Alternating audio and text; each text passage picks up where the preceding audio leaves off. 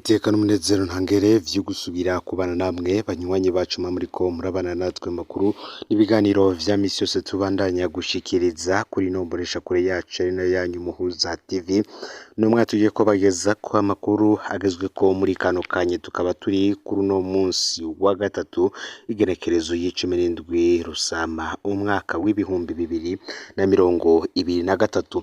N'amakuru tuza kugaruka kuri vyinshi bigiye bitandukanye, cyane cyane turaza kugaruka ku mabanga masha yoba yaronkejwe bimwe mu bihangange byari byarakuwe mu kazi kavyo. Ni ibihangange bibiri, umwe yaramenyekanye cyane mu rwego rw'iperereza, undi aramenyekana nk'uwakorera mu biro vy'umukuru w'igihugu.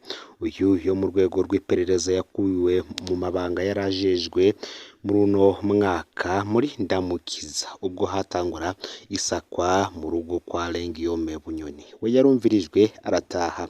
Uyundi we yakuwe mu mwaka uheze w'ibihumbi 2022 muri Nyakanga, nanone ubwo Lengiyome Bunyoni yakurwa mu mabanga yo kuba umushikiranganje wa mbere agasubirizwa Gervas Ndirakobuca ico gihe. Ese abo boba ari bande? Umwe ni Gabriel Nizigama batazira Tibiya ndetse na Colonel Alfred Innocent Museremu bahinduriwe amabanga. Ngo benshi bamaze kubona baronkejwe amabanga bavuze ko Museremu na Nizigama ngo bashobora kuba bariko bashimira Imana ko batagiye kwinjira umunyororo nka Bunyoni, kubona basubire kugenwa mu mabanga kandi bahora ayo mabanga bagenywemwo bakaba bayashizwemwo n'umushikiranganje mu vyajejwe harimo intwaro y'agati iterambere rusangi n'umutekano mu gihugu, kandi aba bompi bahora bagenwa mu mabanga bashirwamwo n'ingingo y'umukuru w'igihugu. Ngo bisigura ko Perezida Ndayishimiye atacizera abafitiye, ariko kandi ko atamugambi wo kubapfunga afise kumbure, ngo bikaba ari gasopo ya nyuma. Tugiye kugaruka ku mabanga bompi bajejwe. Kuri uno munsi umushikiranganje Martin Teretse ajejwe intwaro yo hagati mu gihugu, umutekano n'iterambere rusangi, akaba yaraye ahaye akazi intwazangabo zo mu gipolisi zitari zifise ico zikora.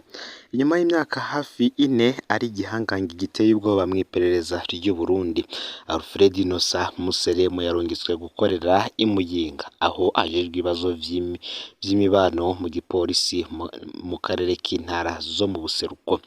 No kuvuga ko bamushize kure y'amabanga y'ivy'umutekano, agiye kuza araraba ibibazo vyo gufatana mu nda hagati y'abapolisi, gutunganya ububare bw'abapolisi, kuraba ibijanye n'ubugeni bw'abapolisi, gukurikirana ibibazo vy'abapolisi bafise nk'ingwara zidakira n'ibindi bijanye n'imibano mu bapolisi bako karere. Uwundi yaraye ahawe akazi ni Lieutenant General Gabriel Nizigama batazira Tibiya. Uyu kuva akuwe mu mabanga y'umuyobozi mwishikira mu biro vy'umukuru w'igihugu muri Nyakanga umwaka w'ibihumbi 2022, Gabriel Nizigama batazira Tibiya yaramaze amezi ndwi atagira akazi.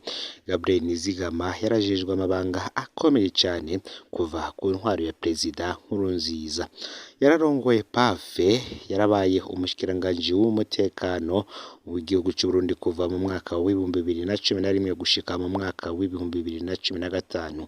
Yarabaye kandi umuyobozi mwishikira mu biro vy'umukuru w'igihugu, chef de cabinet civil du président de la République kuva mu mwaka w'ibihumbi 2015 gushika mu mwaka w'ibihumbi 2022.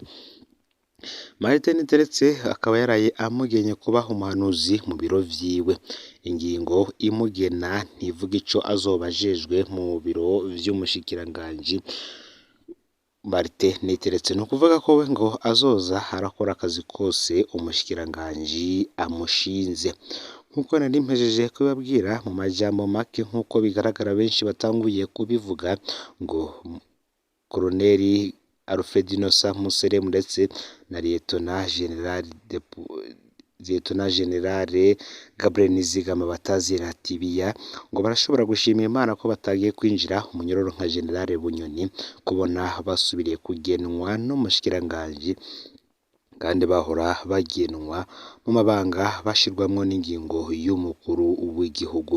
Ngo bikaba bisigura ko muri kino gihe Perezida Ndayishimiye atacizera abafitiye, ariko kandi ko ata mugambi wo kubapfunga afise, ngo kumbure ni gasopo ya nyuma. Ngibi rero ivyo twoba tubabwiye kwigenwa mu mabanga ry'aba bagabo bompi. Tubibutse ko kandi mbibutse ko Colonel Alfred Innocent Museremu yarajejwe iperereza ryo hagati mu gihugu aza gukurwa muri ayo mabanga azezwa iryo hanze y'igihugu.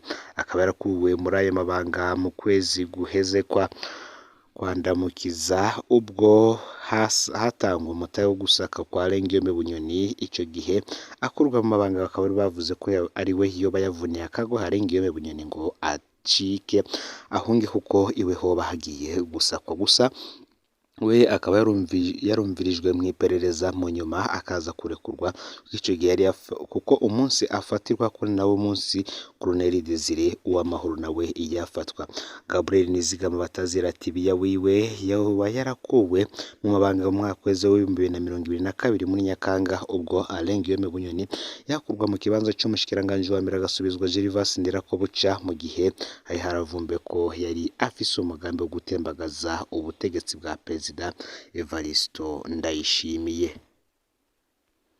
Mu yandi makuru, Olivier Bugegene ubu akaba ari mu ibohero rikuru rya Bujumbura bita Mpimba. Uyu yahoze ari umumenyeshamakuru yari afungiwe mu gasho k'iperereza kuri ubu yungururijwe mu ibohero. Kuri akaba ari mu ibohero rikuru rya Mpimba kuva ku wa gatanu w'indwi iheze. Yajanyweyo inyuma y'indwi zibiri zirenga yari amaze apfungiwe mu gasho k'ibiro bikuru vy'igendereza i Bujumbura ku mugwa mukuru w'ubutunzi. Ayo makuru kandi aremezwa n'abakora mu ibohero hamwe n'abegereye uwo mumenyeshamakuru Olivier Bugegene. Akaba yari amaze indwi zibiri nk'uko nemeje kuzabwira mu gasho k'igendereza ry'u Burundi ku mugwa mukuru w'ubutunzi i Bujumbura. Gushika ubu ico apfungiwe ntikiramenyekana, mugabo mu mwanya wa mbere yagirijwe ko afise itelefone y'inyibano. Uyu yari yarahungiye mu gihugu kibanyi nyuma yaho iradio RPA yakorera ituririwe n'abambaye impuzu z'abajejwe umutekano mu Burundi mu mwaka w'2015. Vyakurikiye ihirikwa ry'ubutegetsi bwa Perezida Nkurunziza ryapfuvye. Yaciye agaruka mu gihugu ciwe, nyuma ntiyasubiye gukora nk'umumenyeshamakuru. Ntibigaragara rero ko yaburanishijwe kuva ku igenekerezo ya 27 Ndamukiza guheze, umunsi ahagarikwa gushika ajanywe mu ibohero atawaja kumuramutsa. Ivyo rero kuri ubu akaba yakuwe mu gasho k'iperereza akajanwa gupfungirwa mu ibohero rikuru rya Mpimba. Mu yandi makuru, Giharo abadandaza bariyamiriza ingingo ya Buramatari babuza kugurisha ivyimburwa vyabo inyuma ya komine yabo. Abadandaza bo muri komine Giharo mu ntara ya Rutana mu manuko bushira ubuseruko bw'igihugu bariyamiriza inyifato ya Buramatari w'iyo ntara Olivier Nibitanga, bageza kwivanga mu bikorwa vy'abadandaza kubera igiturire. Batanga akarorero k'ingingo ibuza abadandaza b'Igiharo kugurisha umwimbu wabo w'uburimyi inyuma y'ikomine yabo. Ku bwa bamwe mu badandaza, uburenganzira bwo gushora ibipfungurwa mu yandi makomine bwatswe abadandaza bo muri komine ya Giharo gusa, mu gihe abadandaza bava mu yandi makomine baza kurangura Igiharo ataco bino nabazanye n'amakamyo. Umudandaza w'Igiharo yubahutse kubikora acibwa ihadabu riva ku 500 gushika ku miliyoni w'amafaranga y'amarundi. Niko abadandaza babitangaza bavyiyamiriza n'agashavu. Bavuga ko barungitse umugwi uja kuvugana Olivier Nibitanga, ariko aho kubumviriza yaciye akura uwubaserukira, akaba ariko bagaragaza umubabaro. Abadandaza bavuga ko Buramatari Nibitanga abafata nabi mu manama. Batanga urorero bw'ibitutsi ngo vyashikirijwe n'iyo ndongozi y'intara incuro zibiri. Ivyo bivuye ku kibazo cari kibajijwe kijanye n'iyo ngingo ikumira abo badandaza gushora umwimbu wabo hanze y'ikomine. Ubwavuba ngo hari kugenekerezo ya 5 Rusama, aho abo badandaza bari Giharo bariko barahimbaza umunsi mukuru mpuzamakungu w'abakozi n'akazi. Ibirori Buramatari Nibitanga yari yitavye. Ngo mu kwezi kwa kane yafashe ingingo yo gukombora Olivier Murantunge gukura Eric Ndikumana aserukira abadandaza musubiriza Emmanuel Ntungwa nayo mu gihe mu bisanzwe ari abadandaza bitorera ababaserukira. Abadandaza bakaba basaba umushikiranganje yajejwe intwaro hagati mu gihugu gukurikiranira hafi ico kibazo, bakavuga ko n'impusha zo kudandaza ibifungurwa zitangwa ku biturire. Mu ntara hafi zose abadandaza ngo nta burenganzira bafise bwo kugurisha ibifungurwa nk'ibigori nyuma y'amakomine canke intara bakoreramwo bataronse uruhusha rwa buramatari. Iyo ngingo ikaba yafashwe n'abajejwe intwaro mu Burundi mu ntumbero yo kurwanya iduga ry'ibiciro vy'ibifungurwa vyankenerwa, gukingira umwimbu no kwirinda ishorwa ry'umwimbu mu bihugu bibanyi. Ngayo rero amakuru yaragezwe ko muri kano kanya, reka nkwibutsa ufyonde sabone canke subscribe kuri Hotel Wacu nako kugira ngo utazucikanwa n'amakuru n'ibiganiro tubandanya gushikiriza uri mu bambere. Sangiza n'amakuru kandi bagenzawe aho babaherereye hose kugira ngo batuje bacikanwa niba biriko biravugwa bigezwe ko ngaha mu gihugu c'u Burundi, hanze y'imbizi y'igihugu c'u Burundi ndetse no mu makungu ya kure. No Muhuza TV muhezagirwe.